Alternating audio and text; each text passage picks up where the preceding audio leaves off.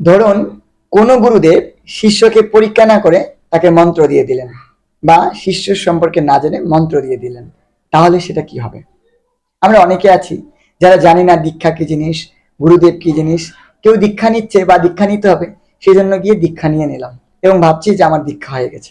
বস্তুত কি তার দীক্ষা না। শাস্ত্র এরকম শিক্ষা প্রদান করেনি। শাস্ত্রের শিক্ষা হচ্ছে দীক্ষা প্রদানের পূর্বে গুরুদেবকে শিষ্য পরীক্ষা করে দেখবেন তিনি সদ্গুরুদেব কিনা, এবং গুরুদেবও শিষ্যকে পরীক্ষা করে দেখবেন সে উপযুক্ত শিষ্য হওয়ার উপযোগী হয়েছে কিনা। সেজন্য শাস্ত্রে সিদ্ধান্ত রয়েছে যে অন্ততপক্ষে 1 বছর বা 6 মাস পর্যন্ত আশ্রিত হয়ে থাকতে হবে। তারপর গুরুদেব যদি তাকে যোগ্য মনে করেন তবে তিনি দীক্ষা প্রদান করেন। কিন্তু যদি পরীক্ষা না করে, গুরুদেবের শুশ্রূষা না করে, মানে মন্ত্র গ্রহণ করে, কোনো ছলনা আশ্রয় করে গুরুদেবের কাছ থেকে মন্ত্র গ্রহণ করে, তাইলে গুরু এবং শিষ্য উভয়ের মহাদোষ উপস্থিত হবে। এবং সে সম্পর্কে হরিভক্তি বিলাসের প্রথম বিলাসের অন্তর্গত